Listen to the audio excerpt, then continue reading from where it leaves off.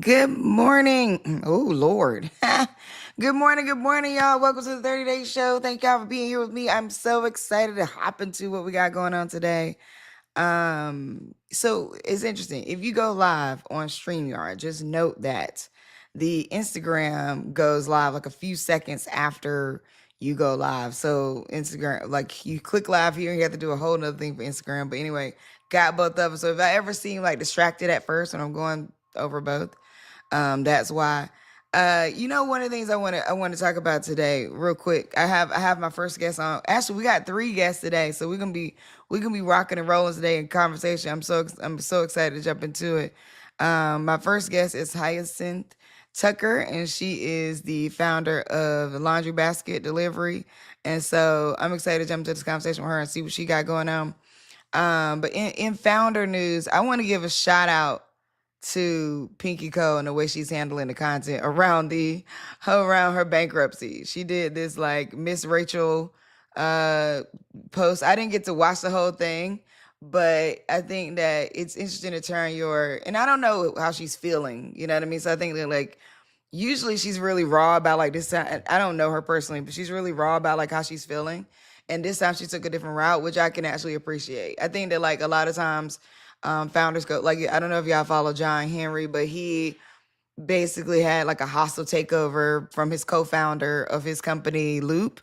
And then now he's working with Ruben Harris. I don't know if y'all know Ruben, but Ruben was the creator of Career Karma and raised a bunch of money doing that. Now they're pivoting it into AI, and they've been doing some great work. And Ruben, as far as I know, the times I've met him, has been a pretty stand up great guy. And they brought John Henry on. However, right before that, John Henry was doing a bunch of different posts. So I met John Henry initially, or was introduced to him through Harlem Capital. When Harlem Capital launched, he went out, helped them raise a ton of money, and get Harlem Capital all the way launched. Then I found out like, oh, he wasn't really a part of Harlem Capital. He was just like there to help them launch. And then which at that time I was such a novice to venture capital. I didn't even know that was a thing that people could do. And then I'm like, oh, I thought he was Harlem Capital because he was like the out front face guy. They raised the money. He left, started, he had some real estate projects, things like that. Started this thing called Loop, which is like an insurance platform of some sort. Him and a co founder. In the last few months, he's been doing a bunch of different commentary on his social around Loop being taken over by the co founder. And I think that like it's important for us to talk about these things because there's so many things that people are dealing with in business, right? Like I feel like what you hear most is about the money part. Oh, well, like I didn't get enough capital. Oh, well, like I ran out of capital. Oh, well, like I got too much debt. Now I got to go out. Oh, or you hear about the customer side. Oh, my customers didn't like what I was doing. Oh, it went viral. Oh, this person, this person didn't like this product. It went viral. Yada yada yada. And yesterday, so I'm a huge advocate for small business owners. So I talked a lot about how people are treating Hanifa and how that went viral. I think too, if I'm being fair, I gotta also say that like we are living in a life of virality right now, which means that like even as founders, you got to like as business owners, you got to start accounting for virality around your mess ups. And that is a hard place to be. We didn't grow up like this. But now you got to start thinking about viral moments. Like, oh my God, if we mess up, we might go viral. Like I think about it all the time, to be honest with you. Like, and it's as a founder and as a leader of my company, I can only control that through culture, and I can only control that through systems that my team. I can't like you trying to control what every team member does won't work. You can only kind of control quality and expectations through the cultural development of what you're building. And so, but a lot of times, if you're just a solo founder and you're just building a thing and then you end up with some employees, you're not thinking about that. Even in the like in the reporting out around like Pinky filing chapter 11, there's some viral posts going around about like saying that like some of her employees were complaining. Child, first of all, no tea, no shade. I'm not trying to say that employees, shouldn't complain. I'm not trying to say that employees got to take whatever you give them. But in my early days of being a leader, some of my employees would be like, "This is the worst person on the planet." And now I can laugh at it now. And I say that like, I love all of y'all. Thank y'all so much for all the years y'all worked for me because I was tripping some of that time and I was developing some of that time. And I don't want to minimize that and I don't want to make light of it. I want to I publicly apologize for my growth and how it impacted those who worked for me in the beginning. I wasn't super terrible, but I am hard driving. So I am very much like, what are we doing? Where is it at? Why do we do this? Come on, let's go. I have now with a regulated nervous system, okay, which is what I'm always going to be promoting. I'm moving a whole lot different. I started this out saying shout out to Pinky because I think there is the way that she's handling the bankruptcy. Again, if she owe you money, you might be pissed, but it's entertaining for everybody else. So looking at the way she's like breaking it down, or she's like making fun of it in a way, and I think that if you're not one of the lenders that she owes, then it might be funny to you. If you're one of the people that she does owe or VC that she owes, you might look at that and be like, if you know her, then you're like, oh, okay, she's taking it and turning into an education moment. If you're like, I don't rock with that because you owe me money, I don't know what to tell you. But other than that, it's pretty entertaining. She did this new post around like Miss Rachel, like explaining like bankruptcy, which I think is important because she's always talking to founders, and founders need to understand this too. So I want to say shout out to her for taking it in stride. And there's a lot of, we talk about women all the time, but like I was just explaining the situation that happened with John Henry. So there's different reasons why companies break down, different reasons why companies are successful. Co-founders can be a reason on boboth parts. That doesn't mean you shouldn't partner. That doesn't mean you shouldn't have a co-founder, but just being knowledgeable and aware that like this is the way things happen. And this is what's available to happen. You could go viral. You could have a co-founder that buys you like does a hostile takeover and you think everything is sweet and it's not. You could, I mean, like there are so many things. Now, I'm not saying that meaning you shouldn't get a business, because I think you should if that's what you have the passion for. But at the same time, know that go into it strategically. And so speaking of going into it strategically, I got two people here. Y'all met Lisa the other day. I asked her to come back and kick with me today because Cam's not gonna be here. And I want to dig into this government contracting piece. So actually, I think this is perfect because I'm gonna bring up Hyacinth, and we're gonna talk about her business, and then I want to bring Lisa up because actually, it'd be interesting to talk about because what I want, Lisa Wilkinson, amazing woman, like day one BGV alum, and been rocking with me for a minute now. And she was talking about government contracting when she was on last. With that, I'm saying to her, like, I hear you, Lisa, but girl, what we talking about? Because there's a bunch of government contracting gurus online and we still don't know what we're doing. Okay. We still like getting these contracts. Okay. So I actually want to have her, and maybe like when she comes up, we'll talk about it generally, and make sure you're following her, Lisa Wilkinson. I'll put up all her things in a minute, and get this insight because it's really important. But for the types of businesses that are coming on today, it'd be interesting to see like, well, what would that look like as a government contracting thing? Like, what would laundry basket delivery look like? Like, would that even work for government? Because I think the thing is like people are also thinking like, would my company work for government? Like, does the government need what I have? And according to RIP Sheila, Congresswoman Sheila Jackson Lee, because she told us like directly like, look, we need y'all. Whatever y'all got, we need it. And I think that's true. And I think Lisa's proven it to me. And so I want her to showcase more of that to y'all. Again, make sure you're following her. All right, so I'm gonna bring up Hyacinth. Good morning. How you doing? I'm doing great. Good morning, everyone. Good morning. How you feeling? Feeling all right? I'm I'm feeling good. It's a Friday, which really means Hey. nothing when you're an entrepreneur, right? Yeah, like To I say be you forgetting do what day another it day. was, child. It'd be like, what day is this? But I have learned over the years to get great at really taking time off during the day. Like in the sense of like Mhm. when we close, because BGV works 10 to 6. When we close at 6, I'm trying to be off at 6. Like I'm not trying to be like I got a kid. If I choose to do any work after that, then, Mhm. then that's what I'm doing work after that. But for the most part, I'm out. I Okay, choose. so I am okay. I'm excited about what you're gonna tell us because I want to know Yeah. more. Laundry Basket LLC. What? Tell me about that. What is that? What does that look like? What Yeah. you doing? Yeah, so the Laundry Basket is a business I started 3 years ago, and it definitely was not planned.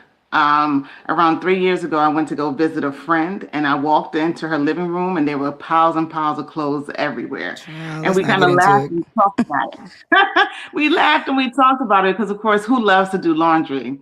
But what I realized is buying new clothes instead of washing the clothes that she had, right? And we're not talking about a pair of underwear. We're talking about like full on outfits. Now, looking back, I probably could say she was a shopaholic, but that's neither here nor there.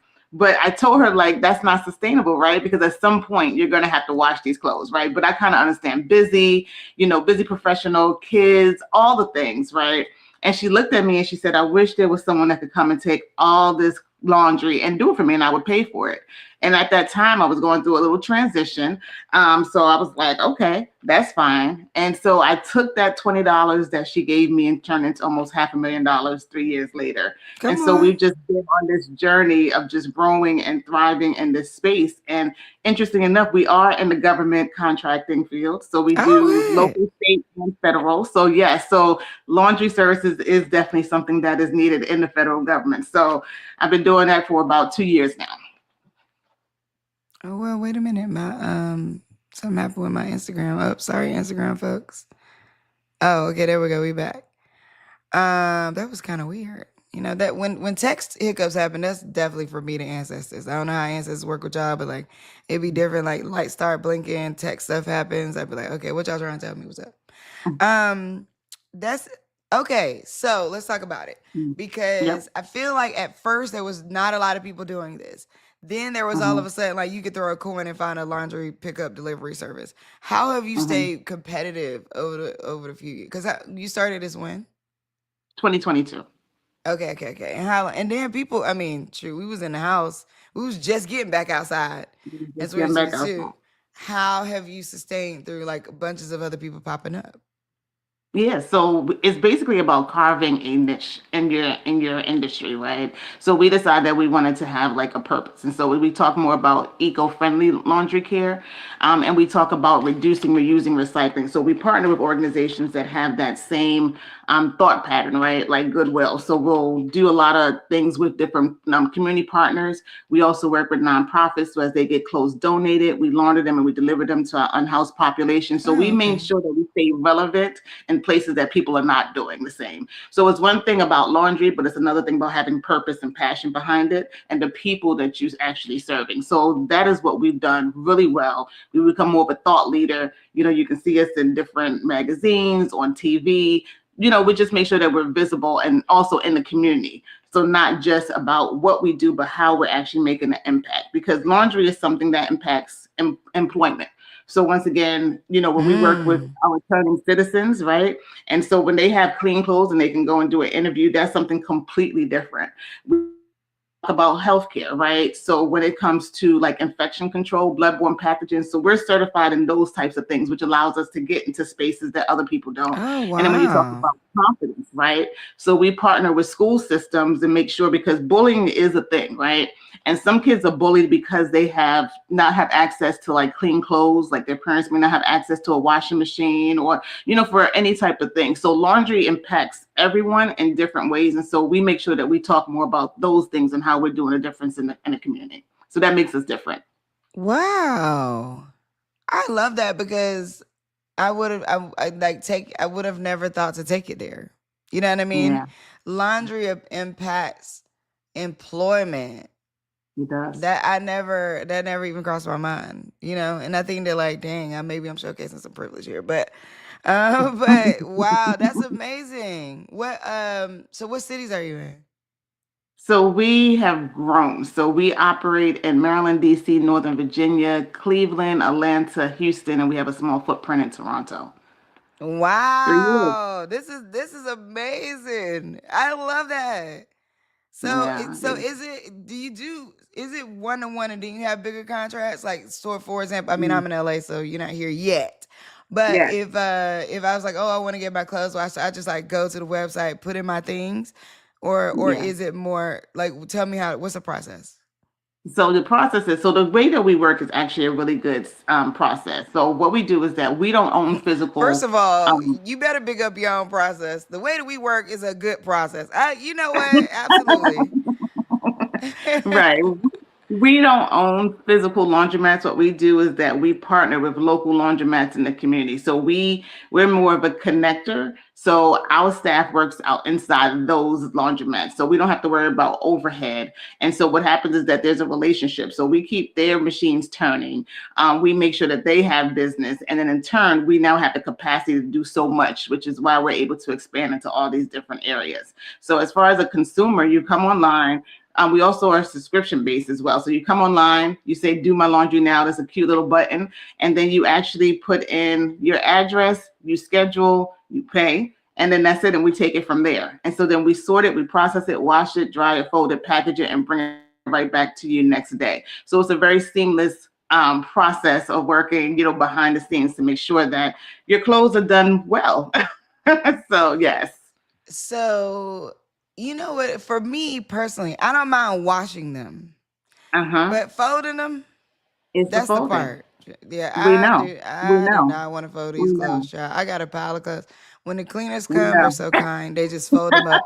I got an ottoman in my room. There's a stacks of clothes as tall as my bed Mm. on the on the We ottoman. They're know. clean. They just ain't fold. They just not. I don't know. I feel like. But And to we your point. and we have that service as well. So for people who Oh, like, okay. I just want someone to fold it, we can actually do that as well. I just need someone to iron it or press it. We can do that as well. So we do dry cleaning and we do alterations as well because we know what it's like to have like that button missing, that zipper broken. Those pants are just a little bit too long when you buy them from like Shein. So we get it, and so we make sure that we're able to encompass all of that in one business.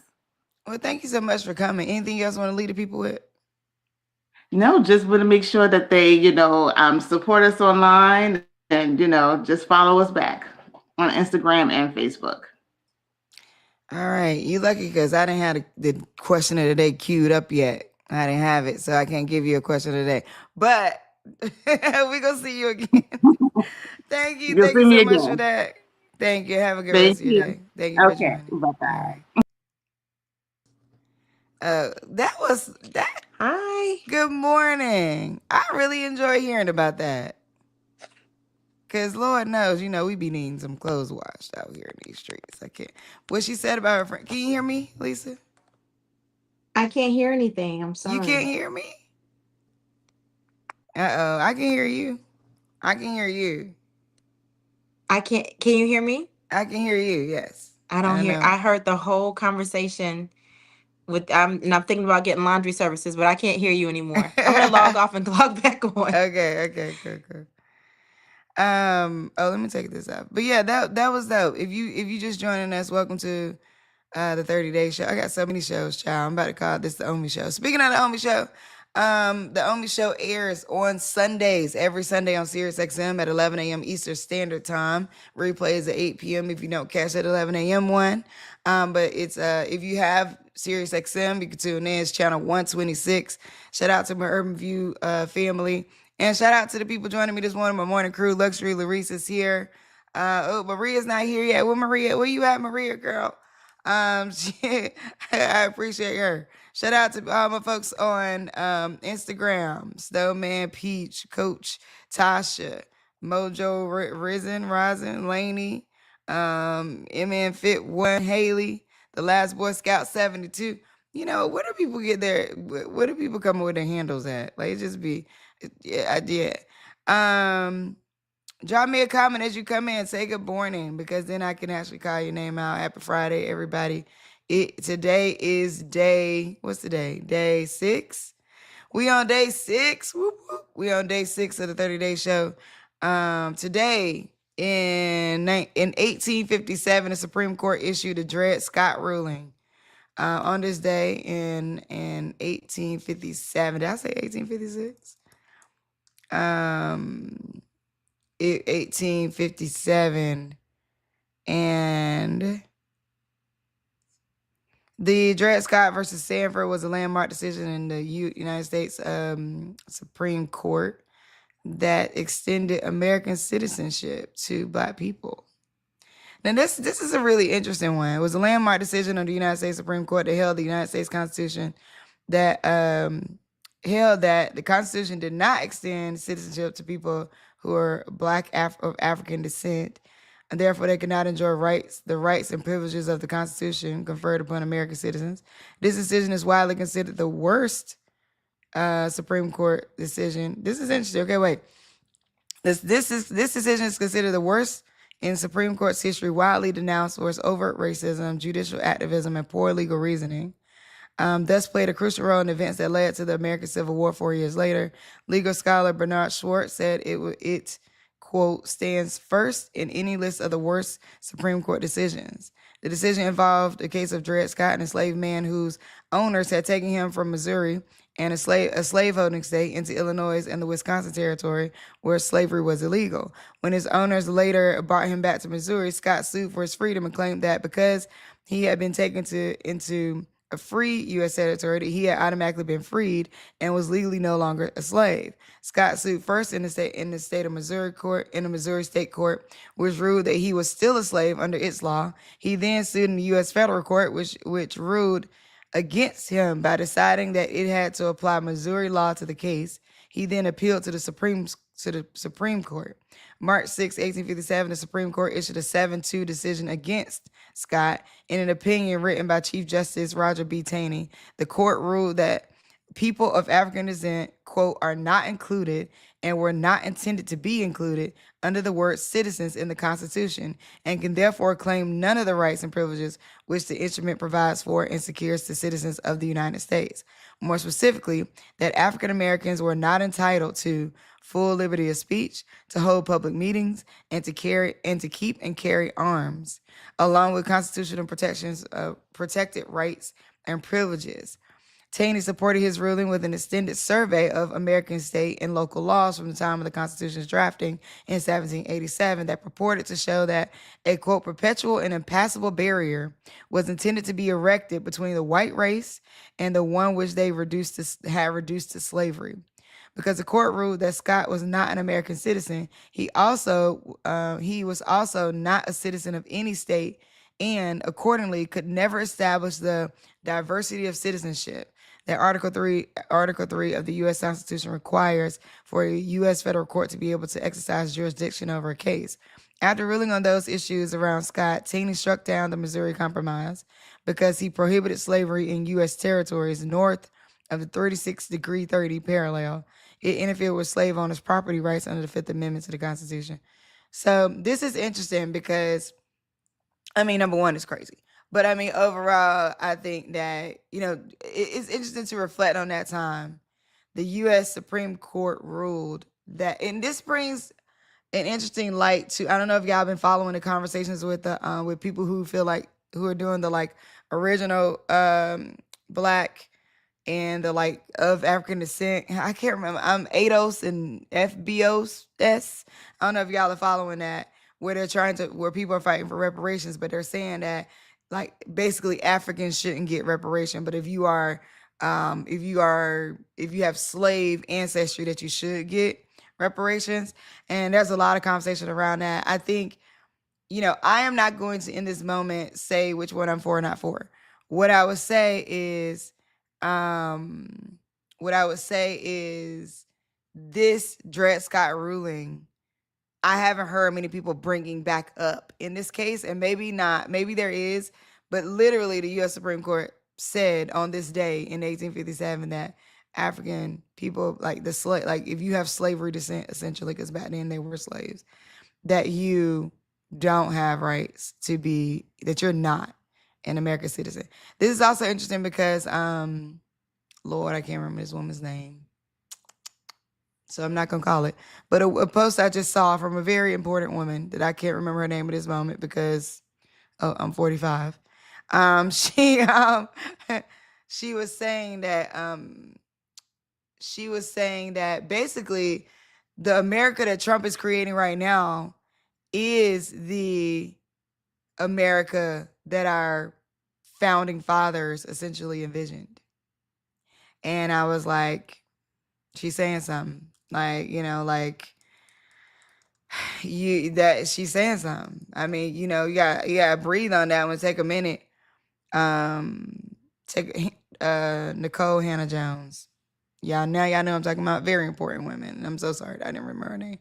But Nicole Hannah Jones, she said, I saw a post where she said that yesterday, and I was like, whoa, I had to sit back and breathe on it. All right, let's see if Lisa can hear me. Can you hear me now? I can All hear right, here you. we go. Here we go. First of all, I want to say good morning to a couple people. Good morning, Luxury Larice, for joining us this morning. Good morning, Kenneth Groom. Thank you, Kenneth. Kenneth says, what you're doing, table live for 30 days, many can't do. Well, you know, I've been known to do things that people can't do. Okay, Kenneth, I appreciate you though. Yeah, I know. I'm saying that in lighthearted, but I really do appreciate y'all. Oh, okay. I was talking about how people got their names, and the last Boy Scout 72 said he actually was a Boy Scout. Okay, great. Hey, thank you for that. He gonna be a billionaire. Love the handle. Might as well manifest it. I'm here for it. Welcome. Thank y'all for joining. Okay, Lisa. So Okay. let's talk about it. So you have been recently. Good morning, Maria. I was like, "Where's Maria at, girl?" I was looking for you. All right. So government contracting. So if y'all were Yes. here the other day, and I don't know why you weren't here the other day. Okay, make sure you're here every day. The 30-day show. We're gonna be doing this every day for 30 days, and I have decided that I'm not gonna be able to just stop the show. So I'm starting a new show right after. So y'all gonna see me live every day for a minute, as long as I can go live every day. Cause I'm liking it. It's been fun. And this is only day 6. Catch me on day 20. I might be like, I thought this was a good idea, but it's actually not. You know, we'll see. Um, you have been in the realm of one. I just would say that like I've admired like watching your journey. I think that you were doing when you were talking to you were back then when I met you, and you were essentially helping people launch these wellness Mm-hmm. and mental health clinics of sorts. Yes. And I didn't even know that people do that. And I was like, wow, I think that's dope. And then you pivoted into doing more government contracting, and now still in the wellness practitioner, like Yes. mental health realm, Mm-hmm. but from a different angle. So you came here the other day and you were talking about government contracting, and I was like, girl, I hear you, but what? So we need to. So I want to break into this, and maybe I'll just use my business as an example, because Okay. I think that it is out of it's out of the what people would normally think of, because I think people Yep. think of like more traditional services to offer to the Mm-hmm. government. So Mm-hmm. for everybody out there, I am launching a new company called 3B Society, focused on body, business, and belonging. I am leading with the hypothesis that economic mobility includes the body, and that we typically pay attention to the body after we've quote made it somewhere. But I am saying that like sustained professional development has to include body work, and that we've seen some of this evolve like slightly, where now like some of your like some insurances will cover a massage, or your what is it called, the money you get, health savings plan or whatever Yeah. The will HSO. yeah, your HSA will cover massage or yoga, or in some, and now some health insurances will cover like a gym membership. So I think like this is slowly evolving into saying like body should be a norm, as a part of not bodies, but something wrong with body, but like preventative health means regulating your nervous system, means going to the gym, means exercising, all that.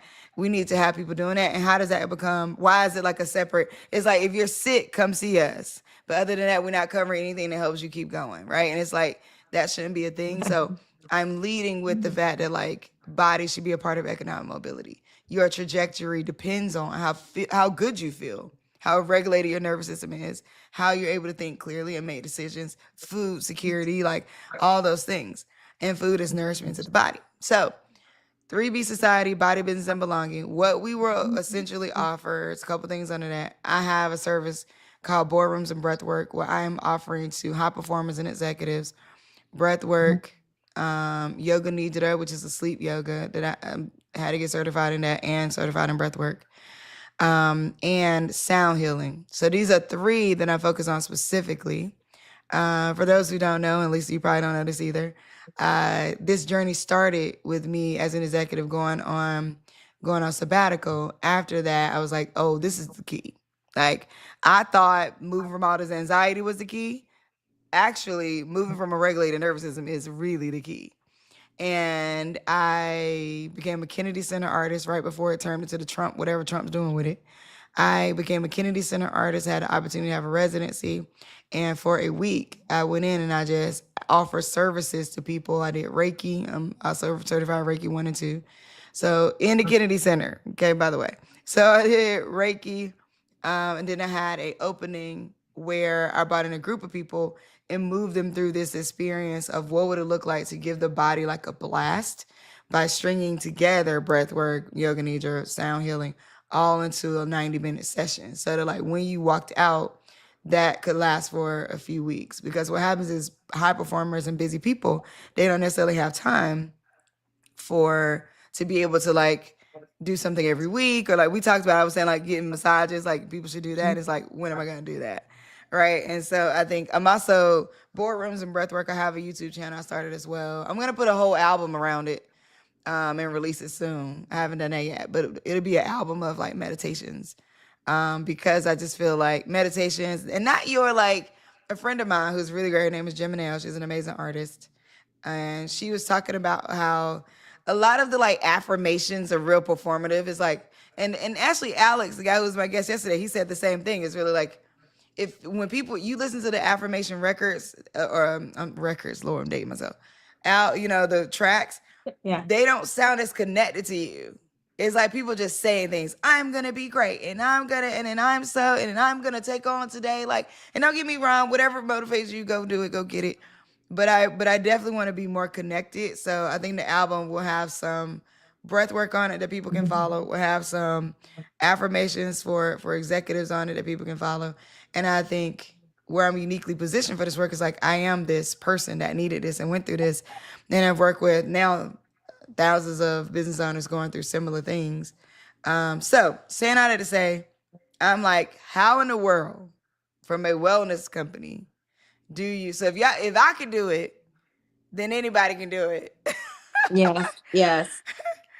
So, okay, right now Okay. I'm like at ground level. Let's say I'm at ground level. I have nothing but an LLC, which I haven't even established 3B as an LLC yet, but I do have another LLC. So that's all I got right now. Okay. What's the first thing a person should do?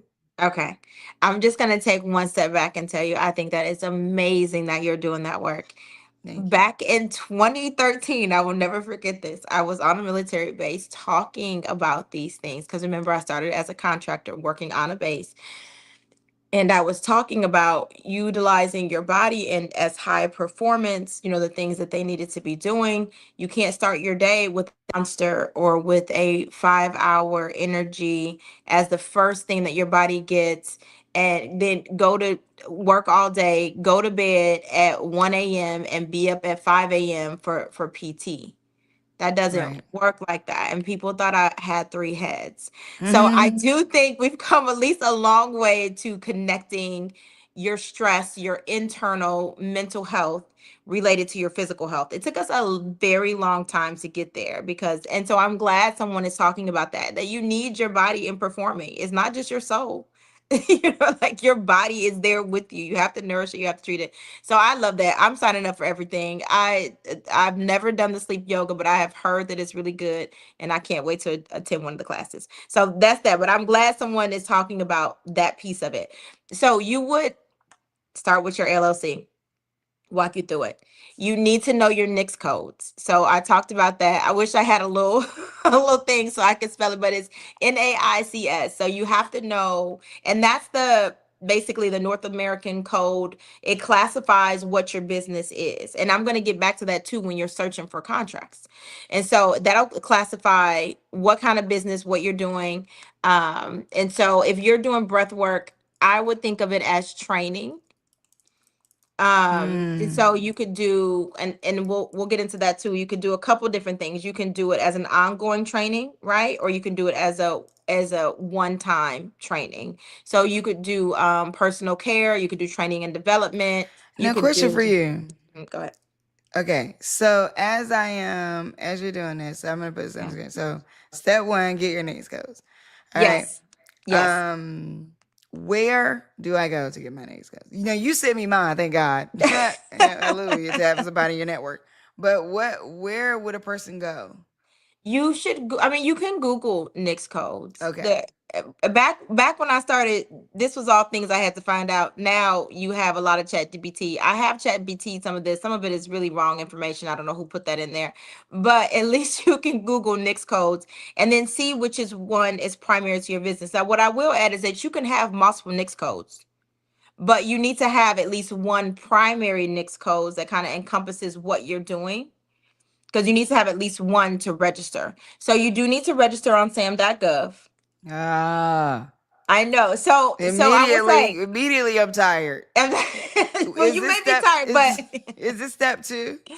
yeah. Did you So say? this is step Okay. 2. So Actually, let me copy and paste this so I mhm. remember, because And then I can this put is this everywhere. for, I will tell you, these are all for federal contracts. If you're going to do city and state contracts, You then you got to can look register and that. see, but you still need a NICS code. So either way, you're going to start with NICS.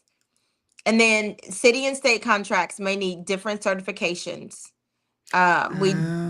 Yeah, so I have a contract in Alaska, I have a contract in Chicago. Those need those had specific certifications, but those will be listed when you're getting the contract, right? So if you're searching for contracts in that area, it'll tell you what you need. Okay.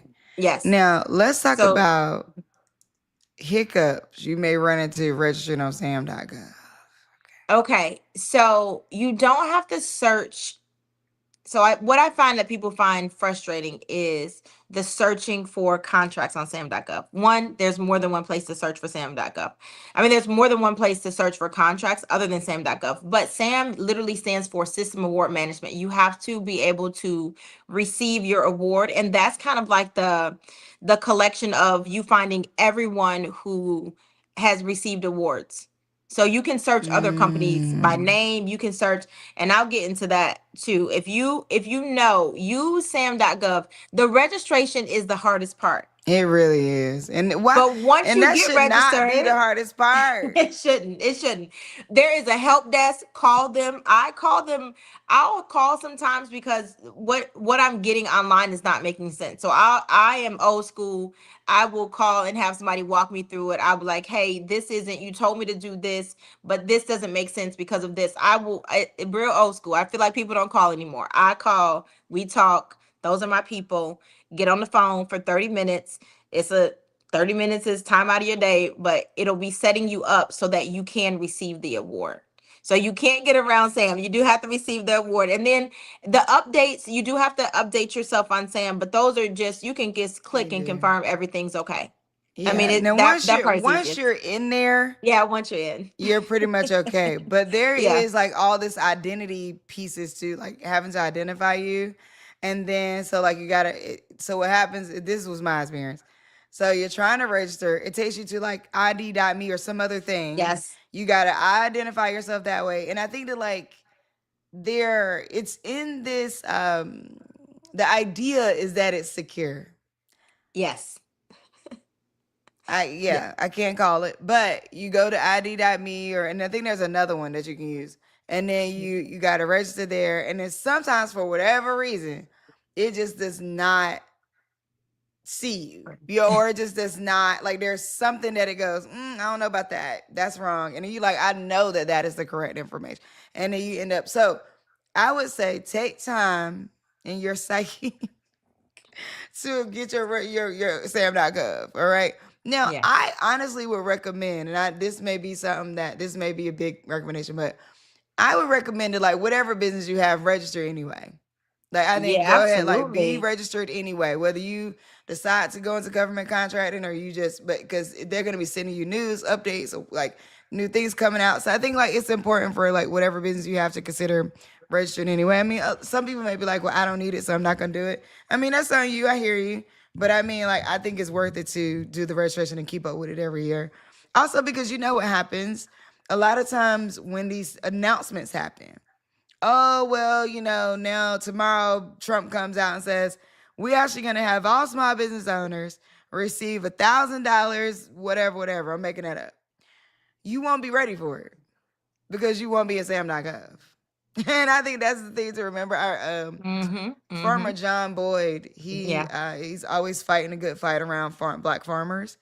And he was talking about how basically like a lot of black farmers miss out on these government things because they don't want Yeah. to register their farms. Right. And good reason. They don't trust it. Absolutely. Absolutely. There's reason to be distrustful of the government, but I feel like you. I like to stay ready. I don't want to have to get ready when there's something to go. Stay ready. And then that's that. And then if you stay ready, you never have to get ready. I know it's real old school. My daddy used to say it, but it is very true. If you stay ready, you don't have to get ready. So, like you said, register, get on there. And then another small thing, if you have the global entry pass, right, for traveling, it's that same information. So it is all of your federal. So I know I have that one because that one is border control, whatever the Yeah. border control, right? But my information had to match that. So what you're saying, I had that same experience. I got a new Oh. passport and I hadn't registered and it was based on my passport. So I was like, oh, when I registered, then I realized that those two systems are connected. So whatever you put, if you have global entry, whatever you put in your global entry, put the same thing in your sam.gov because it's following you federally. Oh, that's And helpful. so, yeah, so that'll Yeah, be that's like if helpful. you change information, update, all that kind of stuff. So it's kind of all connected. Like you said, it's meant to be if you use the same phone number, email, it has to be all the same across all the federal things. I don't remember it when I had TSA pre-check, but I remember when but I had to register my passport for the global entry. So just so you know, it's the same on that. So now Oh, you got it. So now you're wow. registered on SAM and you're ready. You have your NICS code. You can Okay, search and by we your NICS ready. codes. Yeah, you can search by your NICS codes. So I always say when you're searching, make it easy because I feel like this is the other part that gets people kind of frustrated with the system. There are over 1,000 contracts posted weekly. So it's a lot to keep Mm. up with. And big companies have this is that have a person dedicated as their full-time job.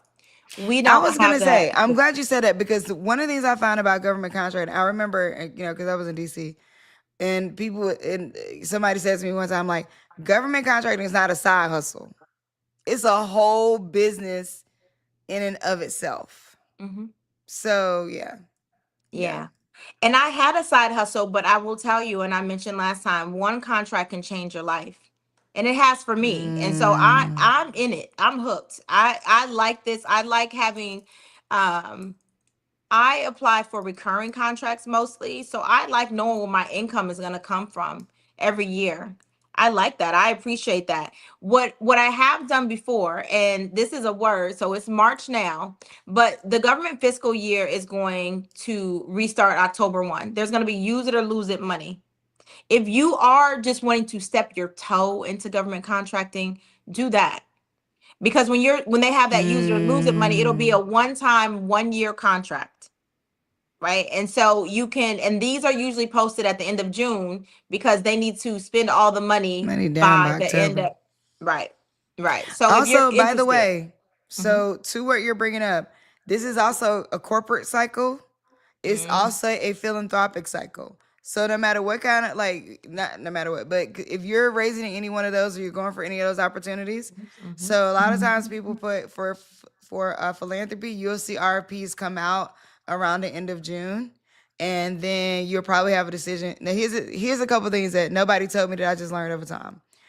What Lisa is saying right now is so key to like understanding money and understanding how money comes in, and nobody tells you this. no, Like nobody tells you this. Nobody tells you this part that hey, money has a rhythm to it. So y'all it think, does. oh, I'm just raising all year. I'm just asking people for money all year. I'm just applying for contracts all year. Yes, and right. So a couple things I'll tell you from raising money for corporations because that's one of my favorite. To be honest, that's my sweet spot. I love working with corporations. I love they get me, I get them. I'm able to share what I got, and I'm able to really work with them. And we've gotten millions at this point for corporations, and I love it. Okay. Now the thing about that is that for me to do the work that we do at Black Girl Ventures, with that, realizing the cycles of money is of the Mhm, utmost mhm, importance. mhm, Okay. So you're gonna have, let's see, so top of the year, all the corporations are reorging. So right now, not a lot of money is going out the door between January 1st and about the end of March. They're reorging. They're sometimes done with their reorg by the end of February. Who gonna be where? So you don't even know. The person you was working with last year might not be there. Everybody's moving to different Huh? What'd you I say? said that part. Yeah. You are hitting it exactly. Everything's shifting. So, Mm-hmm. but by the end of Mm-hmm. March, they pretty much settled into who gonna be where.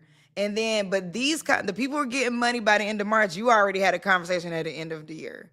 So maybe you missed that October date, but they already know who you are. They've already had you in the back pocket, and they just pulling it off the shelf to go, okay, we ready to go ahead and grant to you now.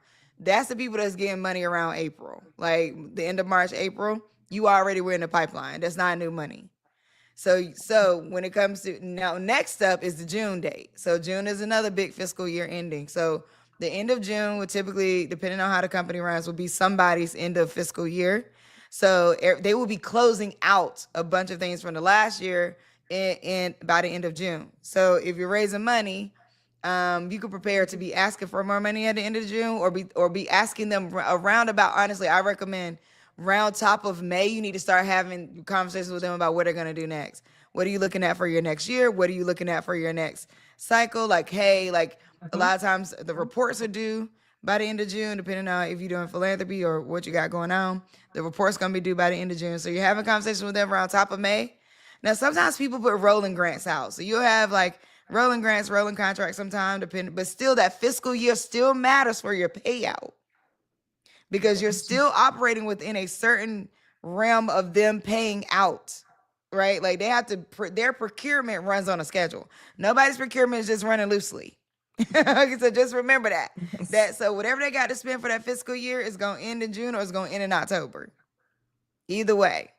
So you want to be having, if you like she said, June, now they got from June to October to spend that money down. So if they haven't spent it yet. So you can start having conversations too. Cause some of this is networking, Lisa. I mean, what have you seen Absolutely. from how people get into relationships around this? Cause I feel like a lot of people preach and teach the apply online, but there's more to this. What's this other side of government contracting that is people based?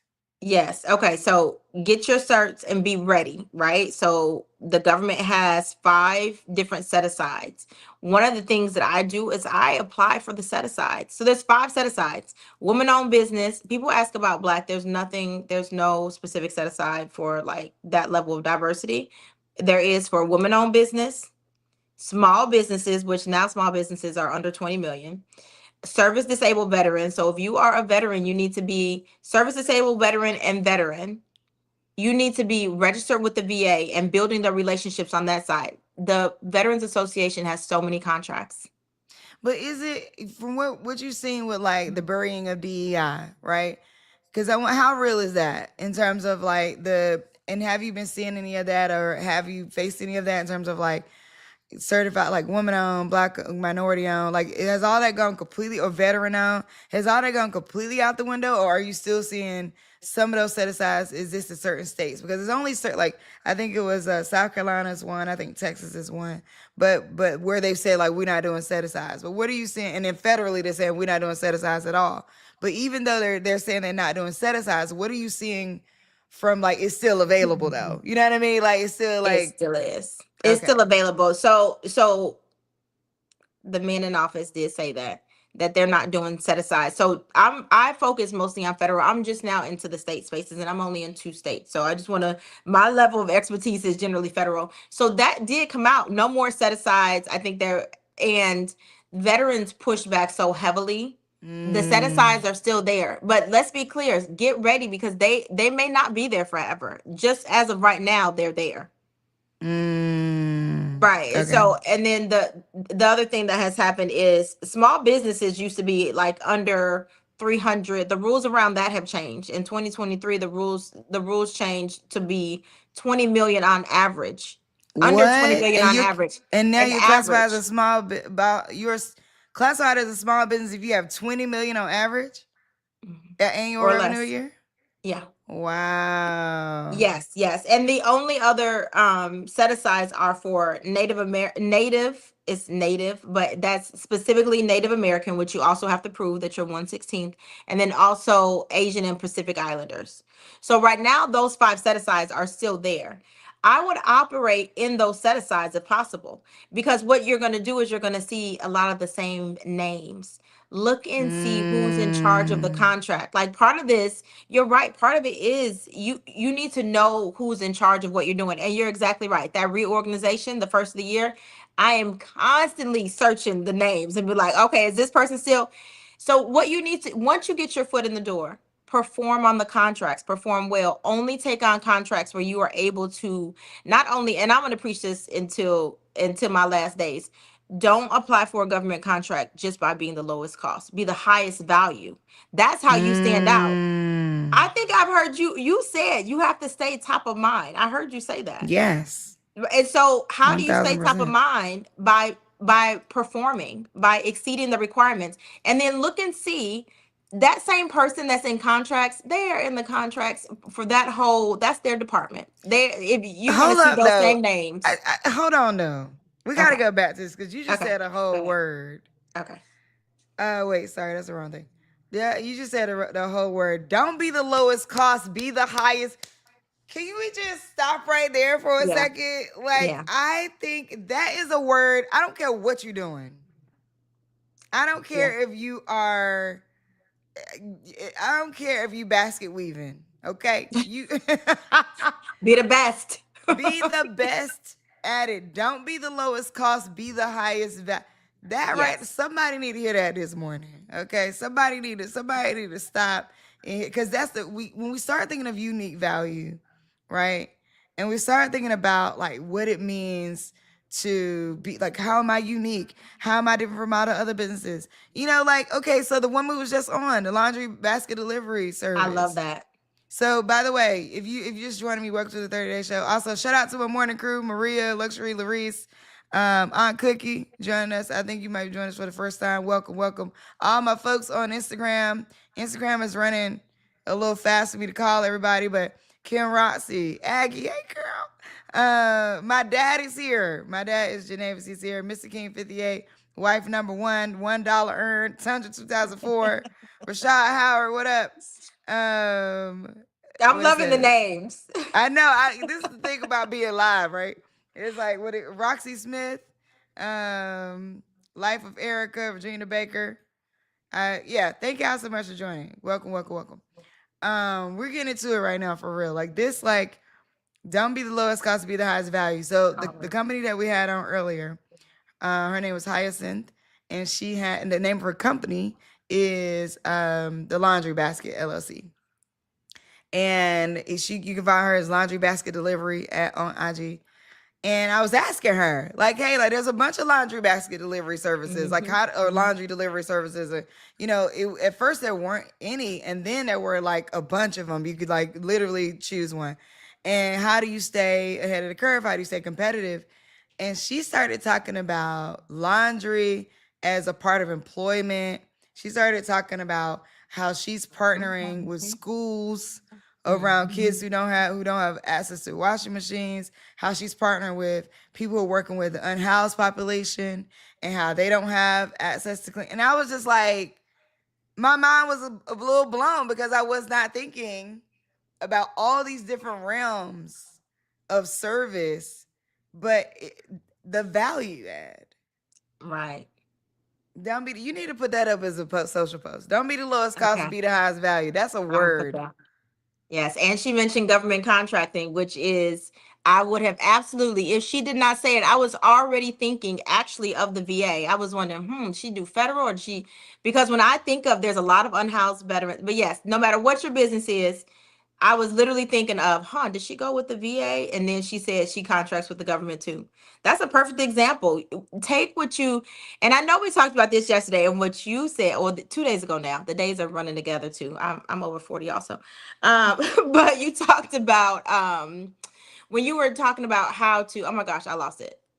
It's okay. Don't worry about it. It happens. It'll come back to me. Oh, no, you were talking about personality type. So I was saying, take what you're already good at and then just apply it. So to me, that's such a low level of effort. I'm already good at this. I already know how to do it.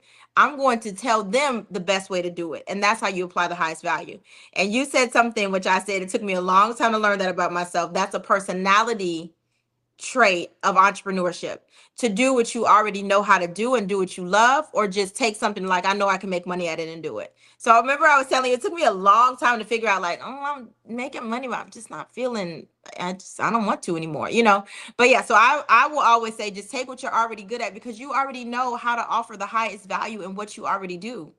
And I think like it's all about time too, right? I Yeah. think like, people don't want to do what they don't want to do, and that's fine. I agree with that.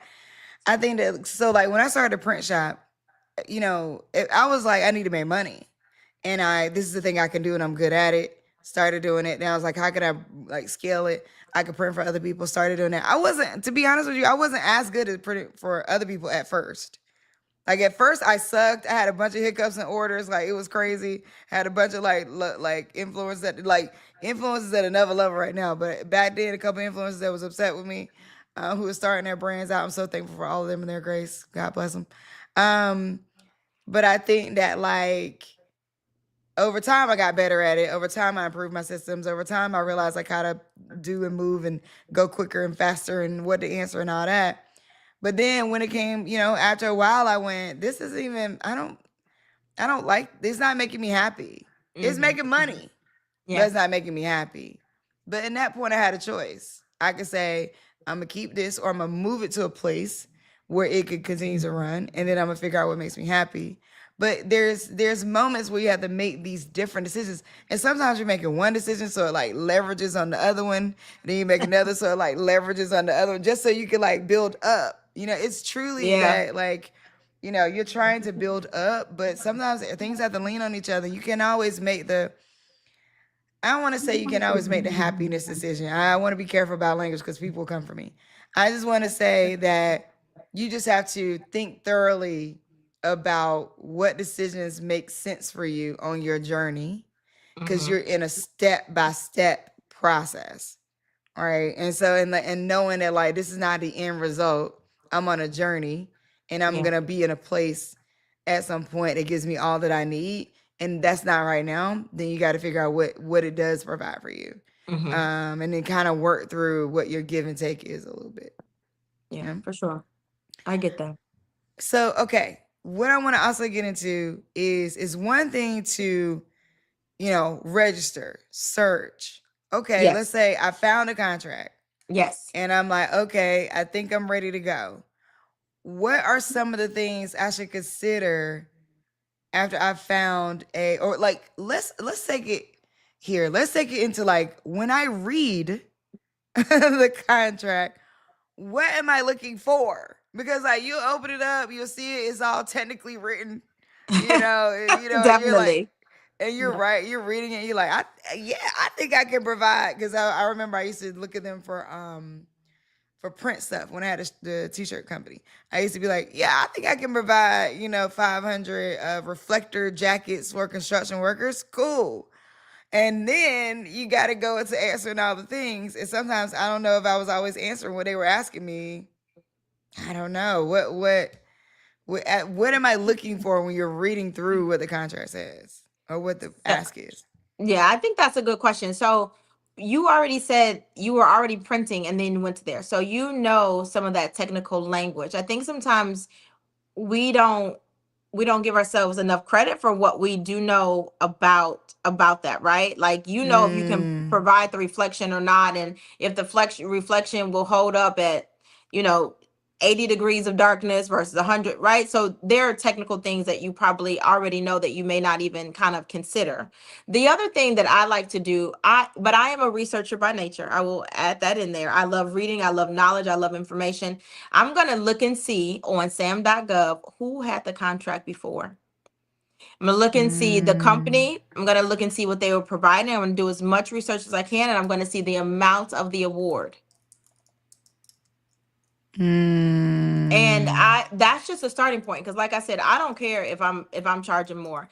The value versus low cost came in that is how you build a business that's scalable, by offering high value.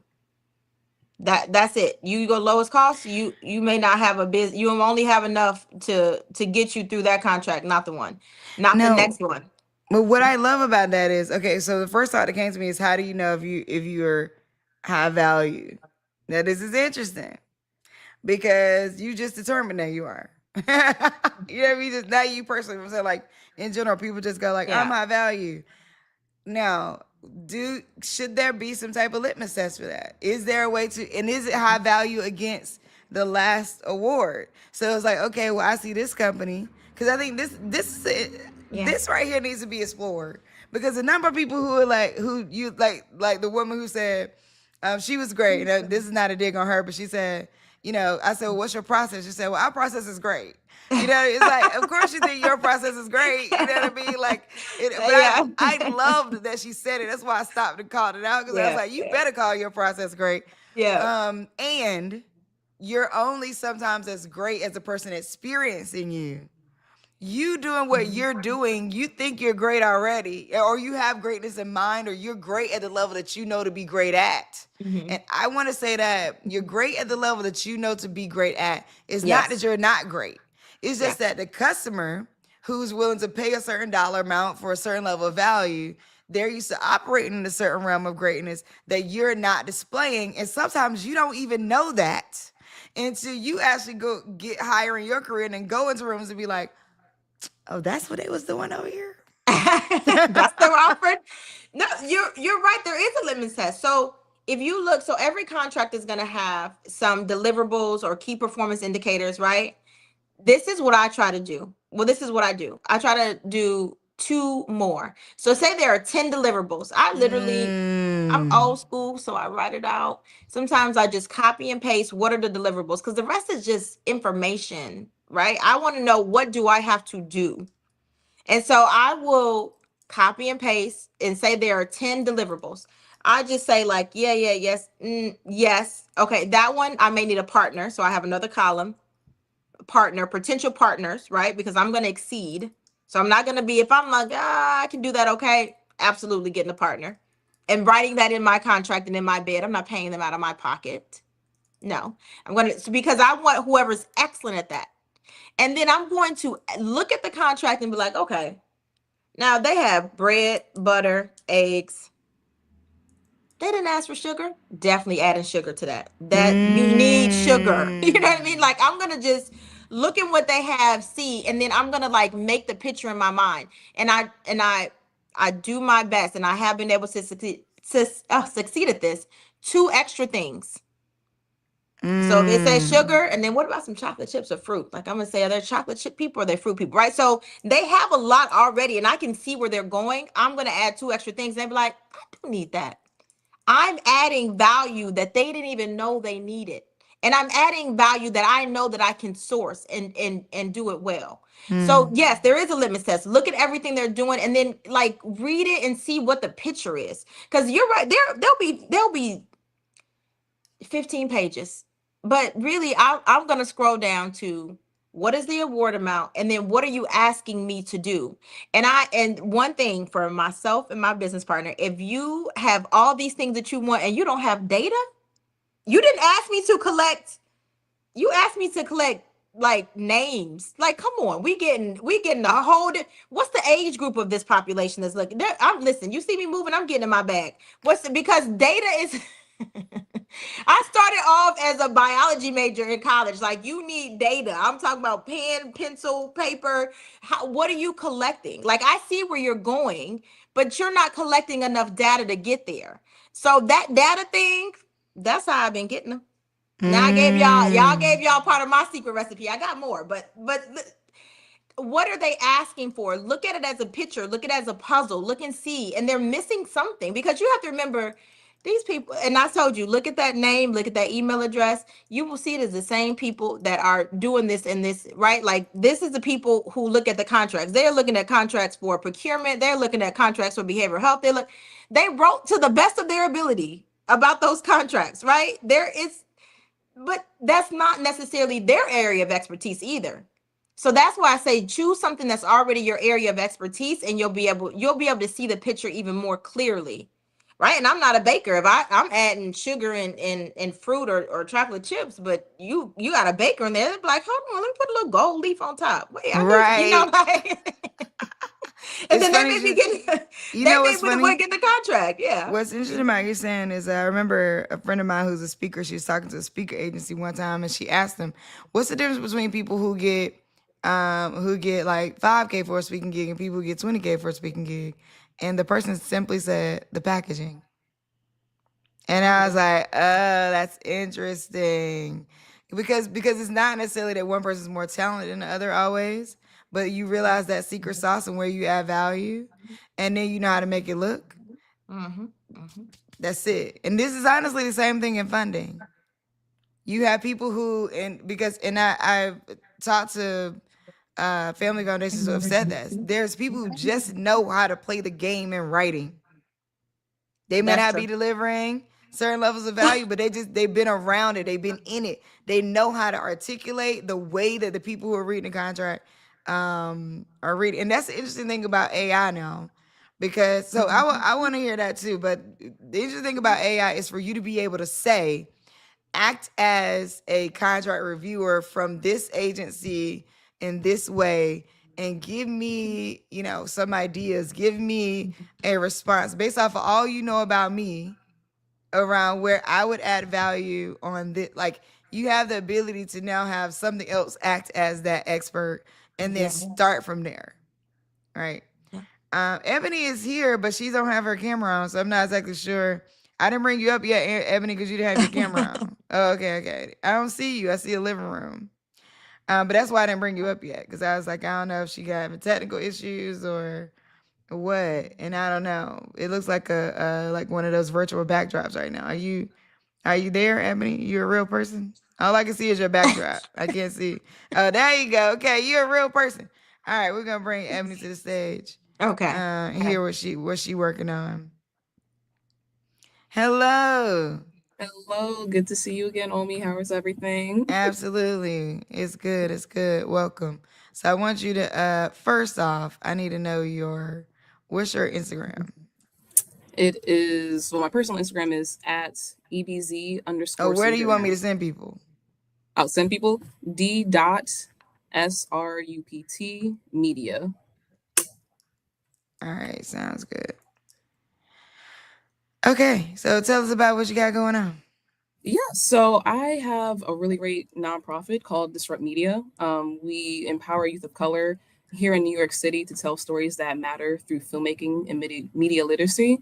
And so I'm especially interested in talking about, the behind the scenes challenges of building and funding a grassroots, arts organization in New York, navigating grants and partnerships, sustainability, while trying to create meaningful opportunities for young storytellers, who are often left out of the media landscape. So a lot of what we do, our programming, provides hands-on media arts education that guides students through the full creative process. So we do short documentary work, photography, graphic design, and just a lot of great, film and media, activities and opportunities for them. Now, is this a nonprofit or for profit? It's a nonprofit. Now, for government contracting, Lisa, there's also contracts for nonprofits as well. Yes. It'll tell And you in there, nonprofit or for profit. Yep. what do you think about it from an arts perspective? Because I find that like hyper locally, there's typically arts money. Have you applied for many grants for arts, Ebony? Yeah, so we just finished doing the round of city council funding that just passed, and so that was a big to do. So now, Something to do is light. That was yeah. like, let me tell you, That was big. it was huge. And congratulate you good. You got it. You're in there. I mean, we applied. We have to, Okay. wait to hear back, which is why that's what I'm saying. It's a big to do because, we applied to 6 different districts in New York City. So, talking to the different city council members, attending their events. I went to one last week. And so just trying to, meet them in person and their finance budget director, it's a lot of just, relationship building. Absolutely. It's so much relationship. Yeah. It is. What for Lisa, what kind of thoughts do you have around the networking part of it? Right? Like, I think, some of these people know that we want things from them. So, I don't know if how do you make it genuine, authentic, where do you? I mean, I have some thoughts, but from a government contracting standpoint, or trying to get these people involved, especially when it's like city council, and they're sort of like, yeah, yeah, yeah, yeah, yeah, yeah, like shaking hands, yeah, yeah, yeah, they kind of like got a million other things in their head that they're trying to get done. How do you sort of get in front of people when you're looking to like bring in this local money? I think have your like 30, 60 second, 1 minute, I mean, yeah, in one line, two lines of what you're doing. And I think also I would, again, this is the research part of me. I would look and see whose name is on, who do I submit the contracts to, and who else is involved in that department.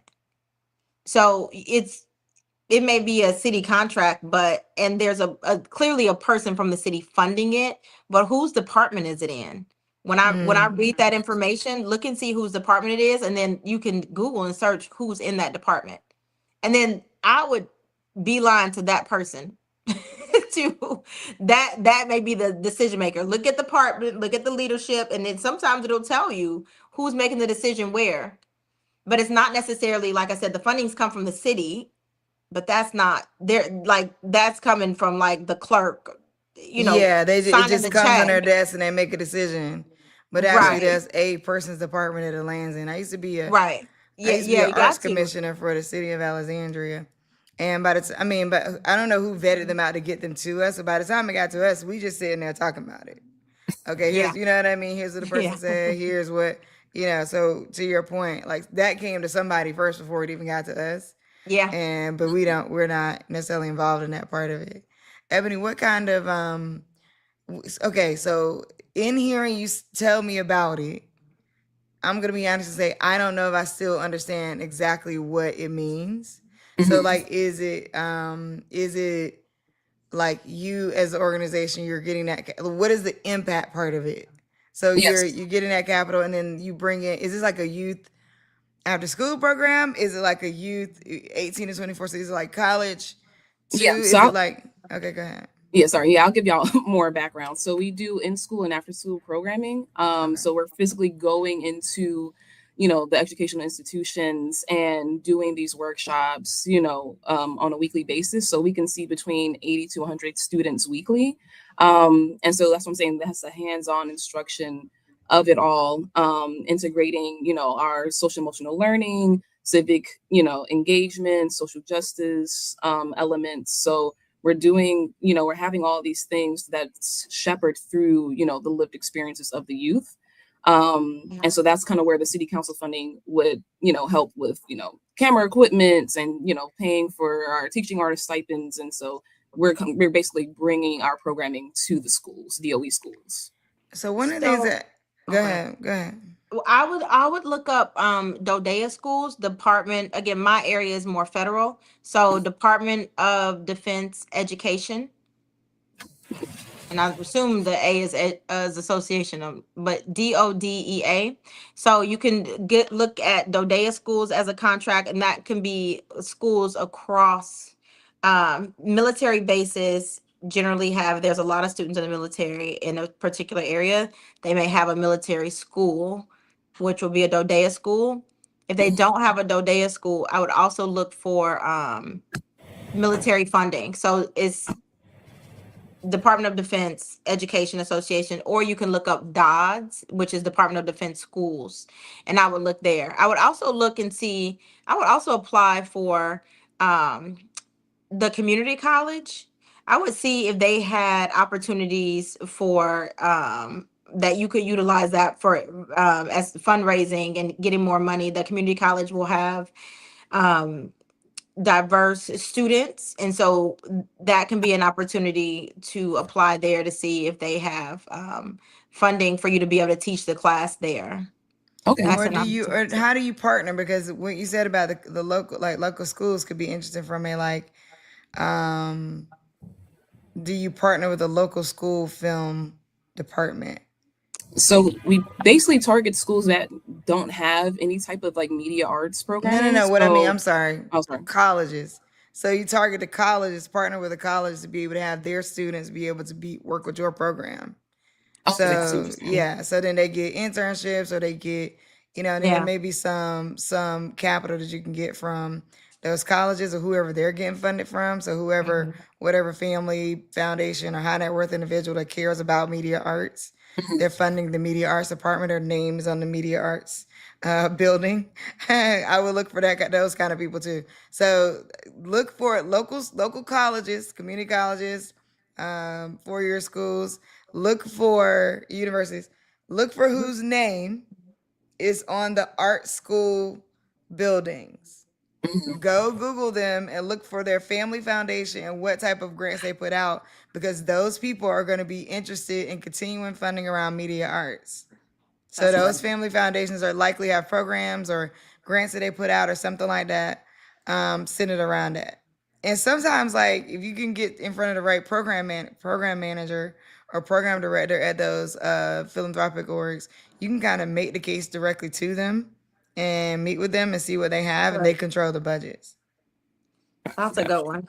I love that. I was thinking the same thing for universities. I was not thinking the name on the door. That was definitely a word. I was thinking to let them use for you to use their equipment. So, because you said that was part of what the funding comes, and then you can have opportunities to use the funding that you get in different ways.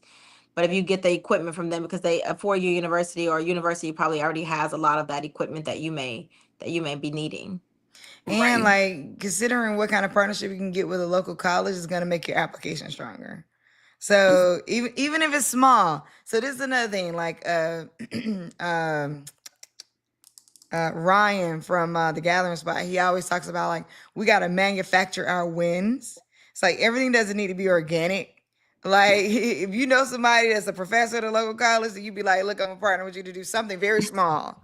It could be, it ain't got to be this huge big project. It could be like, look, you're on my advisory board now, right? It could be something as simple as that. And now you can showcase that you have this person and you really do have a relationship with them. So you're not lying. You know what I mean? It's like you really do have a connection and could speak to their class or talk to their class about your impact, things like that. That connection and you being able to say that in the application matters, because then you're not like just a sole person trying to do something in the community. Like those being able to show, and you may have relationships like that. I'm just recommending that's something to be thinking about for your applications. Yeah. So one of the things that I also wanted to say, empower and encourage you around, is the way to refer to what you do. So what I'm about to tell you is gonna sound extreme. It's gonna sound a little extreme, but this is what somebody told me in the beginning, and I was like, I get it now. So first of all, you are changing the world with Disrupt Media. Okay, I know that sounds extreme, but I need you to start thinking about it that way, because when you think about it that way, you will start moving what's available to think to a different place, so that you can articulate your impact different, because you're not just offering up after school programs for these kids to be in media. You are growing their articulation of who they are and what they see. You are enhancing their reading comprehension. You are growing their ability to infer, right? So I don't know how you talk about it now, because you just gave us a little rundown.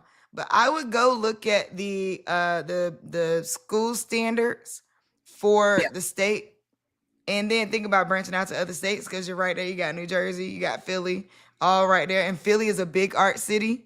So like they're big on arts in Philly. So like I would consider that. But and then there's there's a couple film festivals that happen in Philly. There's a bunch of them in New York too, but I mean, like in Philly, because Philly is a big art city, and they have some significant, one or two. I can't remember the name of it right now, but it's fun about Family Foundation in Philly. But you want to talk about this, like, this is not just like, oh, we give them media. So when I heard you say like the funding that you're getting, you're thinking about like using equipment. That's the smallest percentage that I want to see in a budget. And it's not because you don't need equipment. It's just because in the funding, as a funder, when you're thinking about what you're giving, you want to think about impact. Now, I get it. You can't do impact without equipment. Right. But that's not how you're going to talk about it. Budget should tell a story. All right? And this is something that my board member taught me early on. Budget should tell a story. And I would say this as your government contracting as well. the budget, especially if you're doing like budget month over month for the whole year, like you're going to be showing parts in there where the way the budget tells a story is that over a certain amount of time, there may be certain people that you fire, but at some point they fall off for a certain period of time, and the money goes to something else over a period of time. So it's showcasing like how I should be able to look at the budget and see your impact narrative, and I look at the budget and I see the impact narrative in the budget too, because the line items showcase to me how the program shifts over time. That's what you're saying to me in the write up too. So it all matches up. When you have to conduct a program money can go to multiple different pieces. You can line item your team under the program money and your team's time under the program money. But sometimes people put it in like, they put all these different staff members on there. And then you're looking at the budget and you're going, okay, but like how much money is going to the actual, like the actual program? Right. And then you go, these people just want us to pay for their team and their equipment. Now, I know that rationale doesn't make sense as a founder all the time, because it didn't make sense to me at first. I'm like, what you mean? I need staff to do the work. Like, what you mean? I need equipment to do the work. So we think so concrete about putting staff, equipment, and now that's the majority of our budget. But that's not what a funder wants to see. We want to see it going to impact. Right. Now, on the back end, the secret sauce is you're still going to pay your team, but you're just not talking about it that way in the budget or in the write-up, right? You're talking about it in the program way. How many kids are going to be impacted? I'm sure you had to write this up too. How will they be impacted? How does that match to whatever you're saying your premise is? If you're saying, this improves them educationally, then yes. How does that match up to that? I think program delivery is really important, but we want to know, if I give you $100,000, how much impact am I going to get out of it? And how can you articulate that? Right.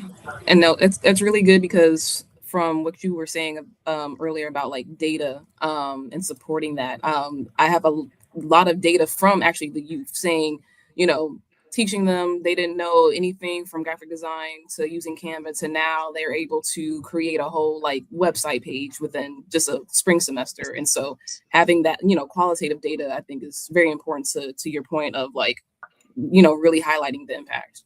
And what are they not saying that you can see? I was going to say, what does building a website do for them? That's that second level. Remember, like you're high value. So yes, they can build a website. That means that they can now participate in e-commerce. That means they can now, so always put like, that's the value piece of it. So yeah, for sure. You want to add all that. And like they can build a website. So big stat research, right? Like 90% of people who can build a website get jobs 2 times the rates as other people. Like that's the level you want to be talking at. Like the woman who was on earlier, she has a laundry delivery service. I spoke about her. She said laundry is related to employment. And I was like, because that did, but I'm like, immediately I'm like, okay, we need to fund this. You know what I mean? Because I think like her making the case for like laundry related to employment, and then how she talked about the arch of like who she's working with. And I was like, oh, this makes perfect sense. And she's a for-profit, right? So I think that like, if you can relate it to job employability, if you can relate it to economic mobility, if you can relate it to like trajectory of their life, you're 2 times more likely for people to go, oh, we got to fund this.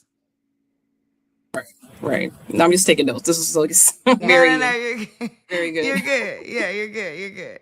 But yeah, I'm so glad. I love these kind of conversations, because I think these are conversations that we just learned over time. Yes. So if I can help you skip steps, it's appreciated. let me help you skip steps. I tell people all the time, it took me 2 years to realize that when people were saying, how can I be helpful, that I was supposed to ask for money. There's a language of money. There's a language of I grew up, you just donate to church and that was your philanthropy, or you rounding up to St. Jude. It wasn't that my family was giving thousands of dollars to an art school. You know what I mean? Like there wasn't that, we didn't have it to do it that way. And so the language of money, or the language of these contracts and things like that, I didn't necessarily realize. Like even being an arts commissioner, I noticed that people were, in responding to the contracts, they were giving us what they think we wanted to know, but not just what we were asking. If we're asking like how many of this does this, we literally do want to know. So even if you put more words around it, we still need it to be clear how many of this does this. And I'm willing to bet, Lisa, that's a misstep in government contracting as well. It's like Yeah. responding to RFPs. Sometimes people are giving you so much, but not what you asked for. Yeah, take that information out, so put it on the Excel sheet, old school, write it out. Like these are the things, and write your response to those things, and then add the extras. I think people. I was actually talking to someone who does who reads the contracts also, and he said the same thing. He said sometimes it's wordy and it doesn't say anything. Like no, make sure you answer the questions first, and then add your value. But make sure you give them what they're asking for first, the minimum. And I'm gonna tell you now, when that happens, I'm immediately annoyed. That's what he said too. Immediately. I'm not on that side of it, but I can imagine. He's like, this is like, okay, like I read all this just to find out you didn't do it. You wasted my time. You know what I'm saying? And honestly, the hard part of that is because it's humans on the other side. When you do that, I'm not going to read the rest of what you put. And nobody's going to tell you that. And by the way, just for the sake of everybody, let me make a disclaimer. I am not reviewing applications for BGV. Because people be like, oh, shit, like, did they know my application? You know what I mean? I am not reviewing applications for BGV. But I do sit in places where I do review applications. So I'm telling y'all this based on that. But thank you so much for joining us, Ebony.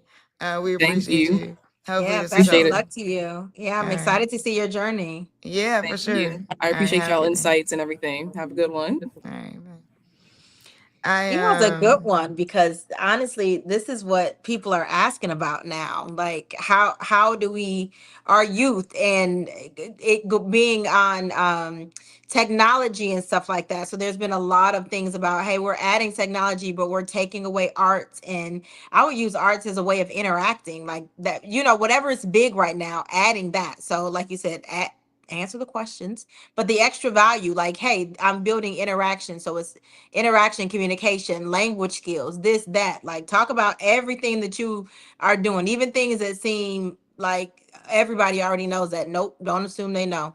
Right. Don't assume they know, because Yeah. they don't all know the same thing. And I think even sometimes in a 30 or 60-second pitch, people are skipping. So what I found, we ain't even got time. We only got 3 minutes left. But but ultimately, follow Lisa Wilkinson. Is the Lisa Wilkinson? Yeah, the Lisa Okay. Wilkinson. Okay, follow Lisa. Today was invaluable in the amount of information, just like really digging into it. And I like to make it practical. I mean, even though I'm long enough at this point, it's like I feel like there's so many online gurus just talking over your head or saying things. Because here's the kicker that they teach you in these masterminds, by the way, and this is why you can't apply half the stuff that the gurus give you, is because they are taught to give you the what, not the how. They give you the what for free. You got to pay for the how. And some of them don't actually know the how because they've never done it. So then when you actually get into these masterminds and things like that, and you want to get the how of your business, they actually don't have it. And so that's why I'm careful. And I'm not demonizing masterminds overall. I'm just saying be careful, because some of these masterminds are high dollar amounts, and then you get into them and you don't get as much value. And so and I'm real careful about, I don't know, people tell me all the time, like, are you going to teach classes? Are you going to offer coaching? And I'm kind of like, I think you'd be a great coach. Do y'all listen? I'm a no nonsense. You trying to do this or you ain't trying to do this? Okay. I think you'd be a really good coach. I think you have a lot of valuable information. I am in the same, I was looking for someone to help me with government contracting. So I know I've heard already that I give away too much of the how. I don't care. At this point, there's no competition. It's just me and me, me and my business partner. And this is my version of tithing. So I'm okay with it. But it was really frustrating to come across what you exactly came across. I had barely any money and I wanted to succeed at my first contract. So I'm trying, I'm using the money I'm getting from my other job. And just to find out that people have read about this, but they've never done it, and you want to take my money, I need that, and so yeah, that's just my personal opinion too. I would not go with a coach who had not done it. That's just for me. 100%. I agree with that. I agree with that all the way around. I think that also coaches that haven't been in the rooms. So if you listen, I'm gonna have to talk about it tomorrow. Yeah, Coaches that haven't been in the do. rooms, coaches, executive coaches that haven't had any transformation.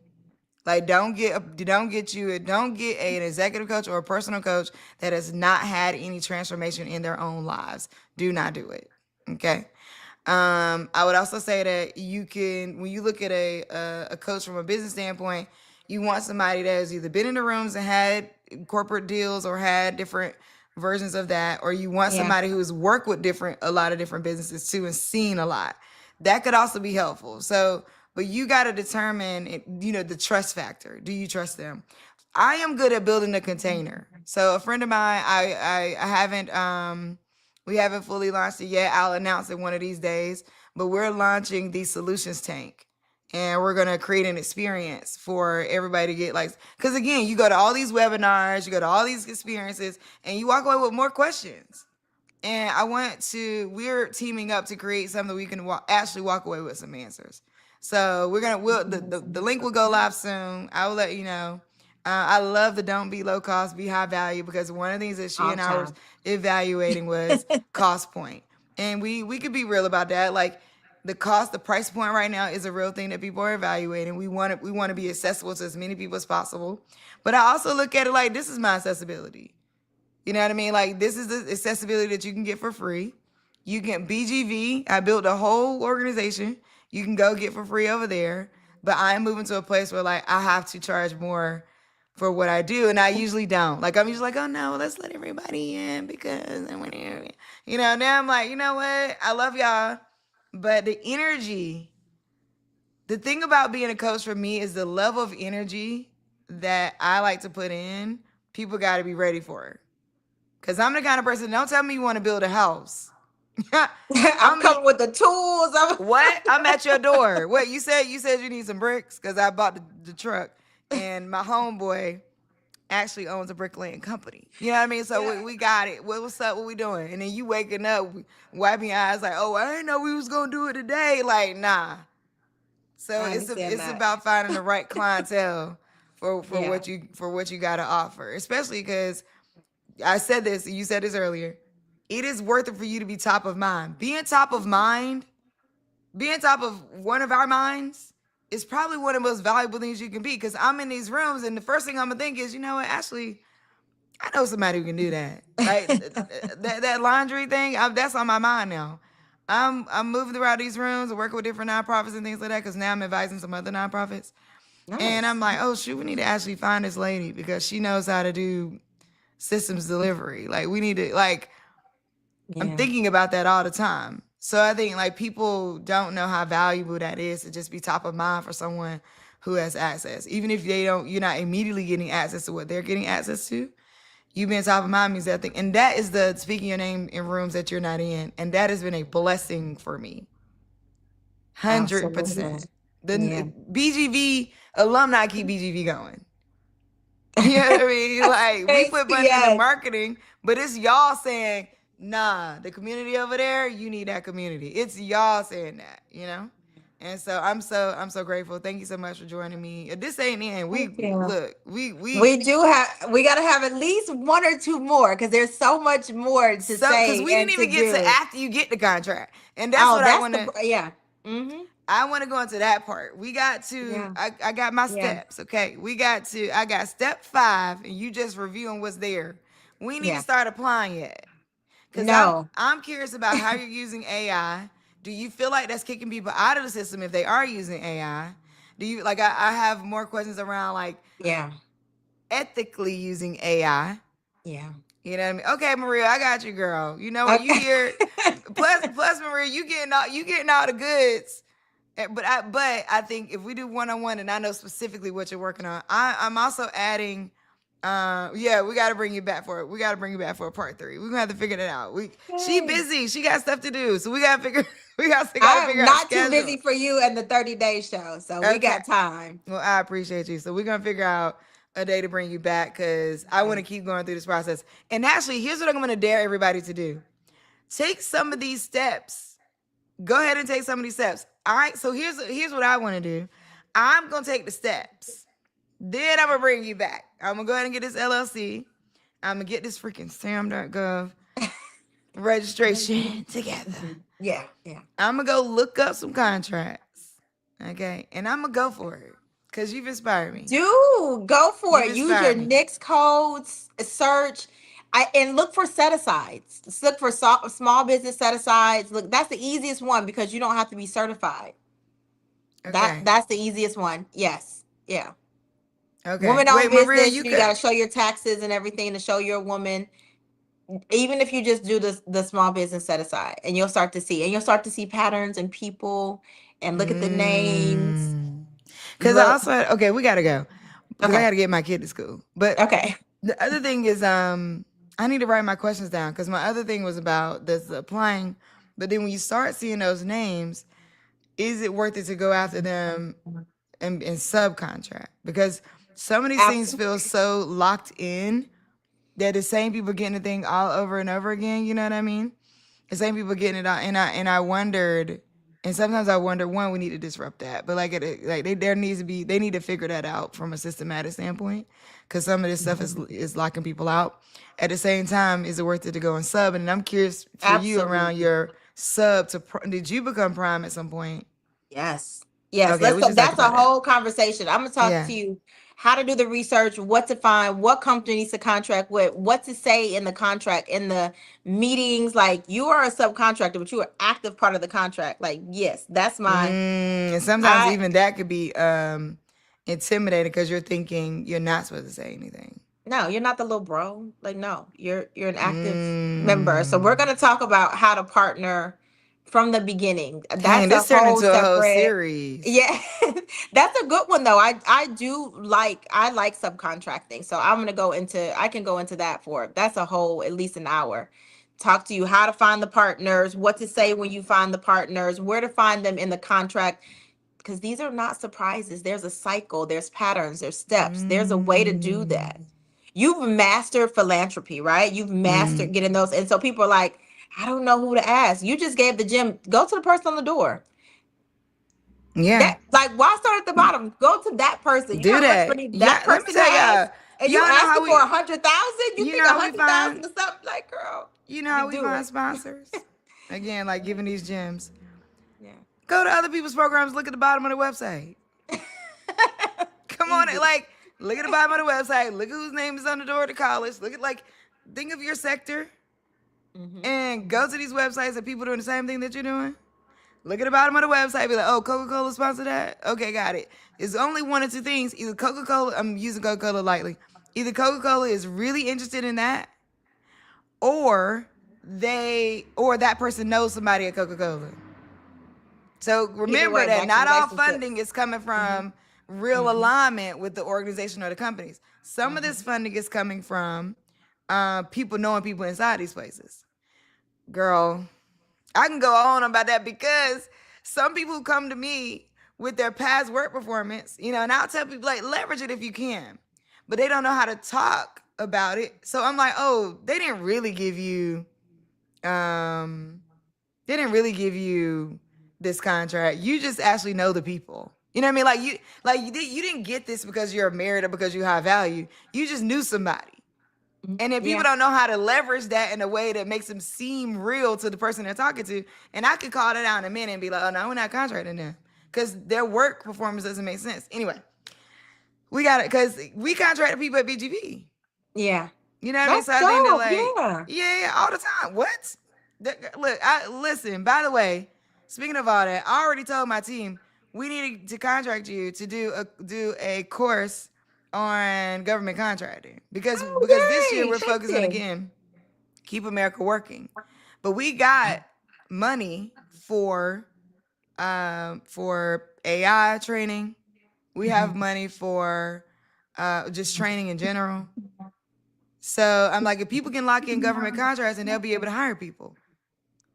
You will. Absolutely. So that I think is worth it for us to invest in that. So no, we're gonna get you. Yeah. And I'm the kind of person that if you contract with me one time, you do a great job, and I like you, I'm gonna give you all the money I got.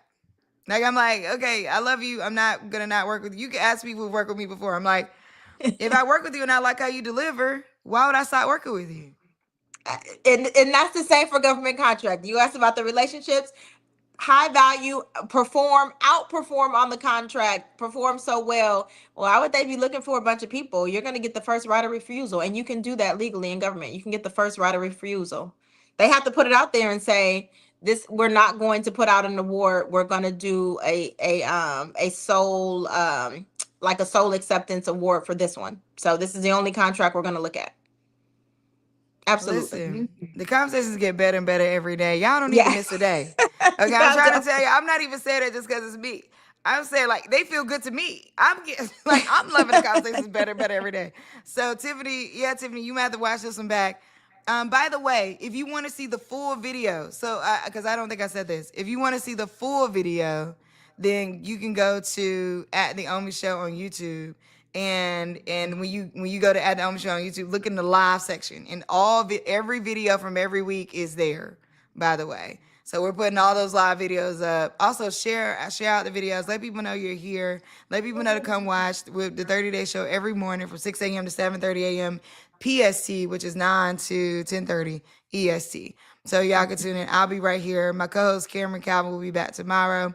We didn't talk about politics over the last 2 days, but Cam is a political strategist from a White House Director of Engagement, of Digital Engagement. And so he'll be bringing that aspect too. We got to bring Lisa back for a part 3.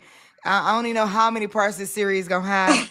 But Lisa, if you want the full video, it's there. But I can also send you a link, I believe, but I don't think you can download it. I was saying because if you want to cut up parts for your own social. Oh, thank you. We clip it anyway. So we Okay. clip it. So at the 30-day show has a bunch of clips. We'll clip up the show. And so 7 to 10 clips get posted every day. So on Instagram, it's at the 30-day show. On TikTok, it's at the 30-day show. You can go see the clips. But if you want to see the full video, it's at the Omi Show on YouTube. So you can go check out the live section. It has all of them. Thank you so much. I appreciate you. Thank you. This is Yes, great. thank you so much. I'm looking forward to coming back. I'm looking forward Hey. to seeing your government contract progress. We're gonna walk through it together. Okay, give me to next week, girl. Okay. And I'm hit you All back. right, take your time. Take your time. Give me to. I'm gonna do it though. I I'm know inspired. I you like are. a challenge. I believe you are, of course. I like a challenge. So I'm like, let me try it. Hey, maybe I look up and get a contract, and then I'm good to go. That's perfect. So- And you will. And I will. Period. Yeah. All right. Have a good rest of Okay. your day. Have You a good too. weekend. Thank All you. right. You too. Bye. All right, bye. All right, y'all. Thank y'all so much for tuning in. Thank y'all to all of the people who joined the show today. Thank you to Hyacinth, who is at Laundry Basket Delivery on Instagram.